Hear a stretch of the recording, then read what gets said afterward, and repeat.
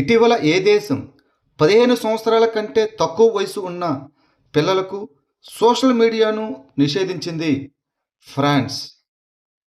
జనవరి 2026లో మైనర్లకు దేశవ్యాప్తంగా social media నిషేధాన్ని అమలు చేసిన ప్రపంచంలో ఆస్ట్రేలియా తర్వాత రెండవ దేశంగా ఫ్రాన్స్ అవతరించింది.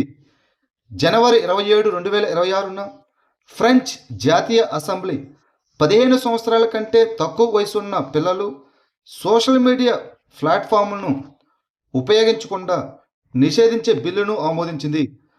ఆస్ట్రేలియా ఇటీవల 16 ఏళ్లలోపు పిల్లలకు నిషేధం విధించింది. 2026ను వ్యవసాయ సంవత్సరంగా ప్రకటించిన రాష్ట్రం ఏది? మధ్యప్రదేశ్. గ్రామీణ పరివర్తనను వేగవంతం చేయడానికి మరియు వ్యవసాయం, పశుసంవర్ధక, అదేవిధంగా అనుబంధ రంగాలను బలోపేతం చేయడానికి మధ్యప్రదేశ్ 2026ను వ్యవసాయ సంవత్సరంగా ప్రకటించింది. ఈ చర్య వ్యవసాయ వ్యయం 2002-03లో 600 కోట్ల నుంచి 2024-25లో 27,000 కోట్లకు పైగా పెరిగింది మరియు సాంకేతికత, సహజ వ్యవసాయం, మార్కెట్ సంస్కరణలు మరియు ఎగుమతులపై దృష్టి సారించింది. భారత రైల్వేలు ఏ రైల్వే స్టేషన్లో హ్యూమనాయిడ్ రోబోట్ అయిన ఏఎస్సి అర్జున్ను ప్రవేశపెట్టాయి? విశాఖపట్నం, ఆంధ్రప్రదేశ్. ప్రయాణికుల భద్రత మరియు సేవలను పెంపొందించడానికి భారత రైల్వే విశాఖపట్నం రైల్వే స్టేషన్లో ఏఎస్సి అర్జున్ అనే హ్యూమనాయిడ్ రోబోట్ను ప్రవేశపెట్టింది.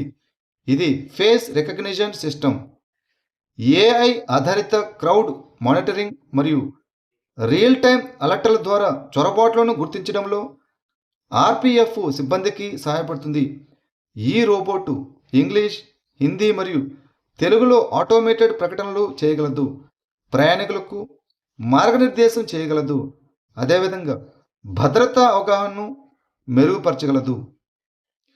ఆసియాలో అతిపెద్ద పౌర విమానయాన కార్యక్రమం అయిన వింగ్స్ ఇండియా 2026కి ఏ నగరం ఆతిథ్యమిస్తున్నది? హైదరాబాద్, తెలంగాణ. ఆసియాలో అతిపెద్ద పౌర విమానయాన కార్యక్రమం అయిన వింగ్స్ ఇండియా 2026 జనవరి 28-31 వరకు హైదరాబాదులోని బేగంపేట విమానాశ్రయంలో జరగనుంది. భారతీయ విమానయానం భవిష్యత్తును సుగమం చేయడం, డిజైన్ నుంచి విస్తరణ వరకు, తయారీ నుంచి నిర్వహణ వరకు, చేరిక నుంచి ఆవిష్కరణ వరకు, అదేవిధంగా భద్రత నుంచి స్థిరత్వం వరకు అనే థీమ్ దీనికోసం ఉద్దేశించబడింది. యునెస్కో 2026-27 ప్రపంచ వారసత్వ సంపదకు భారతదేశం ఏ రాష్ట్రం యొక్క లివింగ్ రూట్ బ్రిడ్జ్లను నామినేట్ చేసింది? మేఘాలయ. భారతదేశం మేఘాలయ యొక్క లివింగ్ రూట్ బ్రిడ్జ్లను యునెస్కో యొక్క 2026-27 ప్రపంచ వారసత్వ సంపదకు కోసం నామినేట్ చేసింది. ఇది స్థానిక కాశీ మరియు జైంతియా సమాజాలు ఈ వంతెనలను అభివృద్ధి చేశాయి. ఇవి సహజంగా కాలక్రమేణా బలపడతాయి మరియు సాంప్రదాయ వంతెనల మాదిరిగా కాకుండా సజీవంగా ఉంటాయి. జనవరి 2026లో బ్యాసిలస్ సబ్టిలిస్ను రాష్ట్ర సూక్ష్మజీవిగా ప్రకటించిన రాష్ట్రం ఏది? కేరళ. కేరళ అధికారికంగా బ్యాసిలస్ సబ్టిలిస్ను రాష్ట్ర సూక్ష్మజీవిగా ప్రకటించింది. దాని శాస్త్రీయ మరియు పర్యావరణ ప్రాముఖ్యతను హైలైట్ చేస్తుంది. ఈ బ్యాసిలస్ సబ్టిలిస్ అనేది మానవ ప్రేగుల్లో మరియు పులయబెట్టిన ఆహారాల్లో సహజంగా కనిపించే ప్రయోజనకరమైన బ్యాక్టీరియం. ఈ బ్యాక్టీరియం సాధారణంగా నేల మరియు వృక్ష సంపదలో కనిపిస్తుంది మరియు 25 నుంచి 35 డిగ్రీల సెంటీగ్రేడ్ వద్ద బాగా పెరుగుతుంది. సాంప్రదాయ యుద్ధ కళలకు ఇటీవల పద్మశ్రీ అవార్డు పొందిన కె పజినివేల్ ఏ రాష్ట్రం లేదా కేంద్రపాలిత ప్రాంతానికి చెందినవారు? పుదుచ్చేరి. పుదుచ్చేరికి చెందిన కె పజినివేల్ సాంప్రదాయ యుద్ధ కళలకు ముఖ్యంగా సిలంబానికి చేసిన కృషికి పద్మశ్రీ అవార్డును అందుకున్నారు.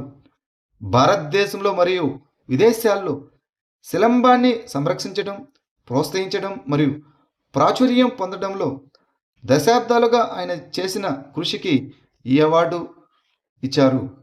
ఆయన గతంలో Sangeet Natak academy award 2023లో, కలైమామిని award 2012లో, ఉత్తమ యువజన అవార్డు 2004లో మరియు సిలంబం అంతర్జాతీయ అవార్డు 2002లను అందుకున్నారు. యూరోపియన్ అటామిక్ ఎనర్జీ కమ్యూనిటీ అనగా యురాటం ఏ ఒప్పందం కింద స్థాపించబడింది? రోమ్ ఒప్పందం 1957. భారతదేశం మరియు యూరోపియన్ యూనియన్ భారతదేశం యురాటం ఒప్పందం ప్రకారం అణుశక్తిని శాంతియుతంగా ఉపయోగించుకోవడంపై సహకారాన్ని బలోపేతం చేయడానికి అంగీకరించాయి. యూరోపియన్ అణుశక్తి సంఘం అనగా యురాటం 1957లో రోమ్ ఒప్పందం ప్రకారం స్థాపించబడింది. దీని లక్ష్యం యూరోప్ అంతటా అణుశక్తిని శాంతియుతంగా ఉపయోగించుకోవడానికి ఒక సాధారణ మార్కెట్ను అభివృద్ధి చేయడం. సైనిక అణు పదార్థాలను మినహాయించి యూరోపియన్ స్థాయిలో అణుశక్తి అభివృద్ధిని యురాటం ప్రోత్సహిస్తుంది. మోడల్ యూత్ గ్రామసభను ఏ మంత్రిత్వ శాఖలు సంయుక్తంగా నిర్వహిస్తాయి? పంచాయతీరాజ్ మంత్రిత్వ శాఖ, విద్యా మంత్రిత్వ శాఖ మరియు గిరిజన వ్యవహారాల మంత్రిత్వ శాఖ.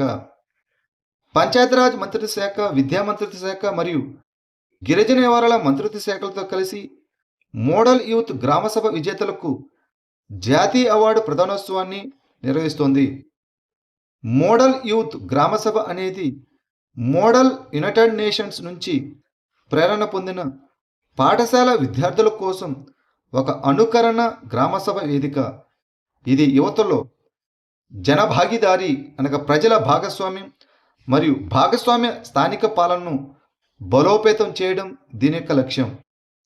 జనవరి 2026లో young ambassadors of change values for a caring community అనే విలువ విద్యా ఇనిషియేటివ్ ఏ రాష్ట్రంలో ప్రారంభించబడింది? తమిళనాడు. తమిళనాడులోని కట్టూరులోని ప్రభుత్వ ఆది ద్రావిడర్ ప్రాథమిక పాఠశాలలో young ambassadors of change values for a caring community అనే విలువ విద్యా ఇనిషియేటివ్ ప్రారంభించబడింది. ఈ కార్యక్రమం నిజాయితీ, దయ, గౌరవం, బాధ్యత, క్రమశిక్షణ, సహనం మరియు కృతజ్ఞత వంటి విలువలను ప్రోత్సహిస్తుంది. రీమౌంట్ మరియు వెటర్నరీ కార్ప్స్ ఏ దళానికి చెందిన ప్రత్యేక దళం? భారత సైన్యం, ఇండియన్ ఆర్మీ. రీమౌంట్ మరియు వెటర్నరీ కార్ప్స్ అనేవి గుర్రాలు, మ్యూల్స్ మరియు కుక్కల వంటి ఆర్మీ జంతువుల పెంపకం, శిక్షణ మరియు పశువైద్య సంరక్షణకు బాధ్యత వహించే ప్రత్యేక దళం. ఇది పోరాటం, లాజిస్టిక్స్, నిఘా మరియు ఉగ్రవాద నిరోధక కార్యకలాపాల కోసం జంతువుల కార్యాచరణ సంసిద్ధతను నిర్ధారిస్తుంది. రీమౌంట్ మరియు వెటర్నరీ కార్ప్స్ యొక్క ప్రధాన కార్యాలయం ఉత్తరప్రదేశ్లోని మీరట్లో ఉంది. ఎక్సో మైనర్ ప్లస్ ప్లస్ అనేది ఏ అంతరిక్ష సంస్థ అభివృద్ధి చేసిన కొత్త లోతైన అభ్యాస software? National aeronautics and space administration, NASA. ExoMiner plus plus అనేది ఎక్సో ప్లానెట్లను కనుగొనడానికి రూపొందించబడిన కొత్త లోతైన అభ్యాస సాఫ్ట్వేర్. దీనిని నాసా అనగా national aeronautics and space administration అభివృద్ధి చేసింది. ఇది కెప్లర్ మరియు టెస్ అనగా ట్రాన్సిటింగ్ ఎక్సోప్లానెట్ సర్వే శాటిలైట్ మిషన్ల నుంచి డేటాను విశ్లేషిస్తుంది. ఈ సాఫ్ట్వేర్ నక్షత్ర కాంతి వక్రతలను స్కాన్ చేస్తుంది. లవా ఆలయం ఇది ఒక హిందూ దేవాలయం. ఏ దేశంలో ఉంది? పాకిస్తాన్. లవా ఆలయం, దీన్నే లోహో ఆలయం అని కూడా పిలుస్తారు, ప్రధానంగా పాకిస్తాన్లో ఉంది. ముఖ్యంగా పంజాబ్లోని లాహోర్లోని చారిత్రాత్మక లాహోర్ కోటలో ఉంది. హిందూ ఇతిహాసం రామాయణంలోని రాముడు మరియు సీతల కుమారుడైన లవ లేదా లోహకు అంకితం చేయబడింది. హిందూ పురాణం ప్రకారం లాహోర్ నగరాన్ని ప్రిన్స్ లావా స్థాపించాడు మరియు అతని పేరు మీద పెట్టాడు. అయితే ప్రస్తుత పరిస్థితి వచ్చి ఈ ఆలయాన్ని పూర్తిగా పునరుద్ధరించి జనవరి 2026లో తిరిగి తెరిచారు. బేటీ బచావో బేటీ పడావో మిషన్ శక్తి యొక్క ఏ ఒట్టికల కింద అమలు చేయబడింది? సంబల్. బేటీ బచావో బేటీ పడావో ప్రచారం 2015లో ప్రారంభించి 11 సంవత్సరాలు పూర్తి చేసుకుంది. ఇది మిషన్ శక్తి యొక్క సంబల్ ఒట్టికల కింద కేంద్ర ప్రాయోజిత పథకం. దీనిని మహిళా మరియు శిశు అభివృద్ధి మంత్రిత్వ శాఖ, ఆరోగ్య మరియు కుటుంబ సంక్షేమ మంత్రిత్వ శాఖ మరియు విద్యా మంత్రిత్వ శాఖ సంయుక్తంగా అమలు చేస్తున్నాయి. దాని తర్వాత నైపుణ్యాభివృద్ధి అండ్ వ్యవస్థాపకత మరియు మైనారిటీ వ్యవహారాల మంత్రిత్వ శాఖలో చేరాయి. జనన సమయంలో జాతీయ లింగ నిష్పత్తి 918 నుంచి 930కి పెరిగింది. నమో లక్ష్మి పథకాన్ని ఏ రాష్ట్ర ప్రభుత్వం ప్రారంభించింది? గుజరాత్. గుజరాత్ ప్రభుత్వం నమో లక్ష్మి పథకం కింద 2025-26 విద్యా సంవత్సరంలో మాధ్యమిక మరియు ఉన్నత మాధ్యమిక విద్యలో 12 లక్షలకు పైగా బాలికలకు 1250 కోట్లు అందిస్తున్నట్లు ప్రకటించింది. ప్రాథమిక పాఠశాల తర్వాత బాలికలు విద్యను కొనసాగించకుండా ఆర్థిక పరిమితులు నిరోధించకుండా చూసుకోవడం ఈ పథకం యొక్క లక్ష్యం. దీనిని గుజరాత్ ప్రభుత్వం ప్రారంభించింది. సెపాహిజల వన్యప్రాణుల అభయారణ్యం ఏ రాష్ట్రంలో ఉంది? త్రిపుర. సెపాహిజల వన్యప్రాణుల అభయారణ్యం ఆధునీకరణ మరియు మరింత అభివృద్ధి కోసం రాష్ట్రానికి 57 కోట్లకు పైగా నిధులు అందాయని త్రిపుర అటవీ మంత్రి ప్రకటించారు. సెపాహిజల వన్యప్రాణుల అభయారణ్యం త్రిపురలోని సెపాహిజల జిల్లాలో ఉంది. ఈ అభయారణ్యంలో అపసారిక సరస్సు మరియు అమృతసాగర్ సరస్సు వంటి ముఖ్యమైన నీటి వనరులు ఉన్నాయి. Clouded leopard national park Sepahijala వన్యప్రాణుల అభయారణ్యంలో ఒక భాగం. డూమ్స్డే క్లాక్ను ఏ సంస్థ స్థాపించింది? Bulletin of the atomic scientists బాస్. డూమ్స్డే గడియారం అనేది మానవాళి ధ్వంసానికి ఎంత దగ్గరగా ఉందో చూపించే ప్రతీకాత్మక గడియారం. అర్ధరాత్రి డూమ్స్డేను సూచిస్తుంది. దాని చేతులు అణ్వాయుధాలు, వాతావరణ మార్పు మరియు విధ్వంసక సాంకేతికతలు వంటి బెదిరింపుల ఆధారంగా కదులుతాయి. ఈ గడియారాన్ని 1947లో bulletin of the atomic scientists సృష్టించింది. ఈ బాస్ అనేది 1945లో చికాగో విశ్వవిద్యాలయంలో చికాగోకు చెందిన అటామిక్ సైంటిస్టులు స్థాపించిన గడియారం. ఇటీవల వార్తల్లో కనిపించిన హెమీ లెక్సినం ఇండికం అనగా ఏమిటి? ఇది ఒక కొత్తగా కనుగొన్న పుట్టగొడుగుల జాతి. భారత హిమాలయాల సమశీతోష్ణ అడవుల్లో హెమీలెక్సినం ఇండికం అనే కొత్త పుట్టగొడుగు జాతిని పరిశోధకులు కనుగొన్నారు. ఉత్తరాఖండ్లోని బాగేశ్వర్ జిల్లాలో ఓక్ చెట్ల కింద ఈ జాతి పెరుగుతున్నట్లు కనుగొనబడింది. భారతదేశంలో ఈ హెమీలెక్సినం జాతికి చెందిన మొట్టమొదటి రికార్డును సూచిస్తుంది. ఇటీవల వార్తలో కనిపించిన ఛతీర్గఢ్ పాసు ఏ రాష్ట్రం లేదా కేంద్రపాలిత ప్రాంతంలో ఉంది? జమ్మూ అండ్ కాశ్మీర్.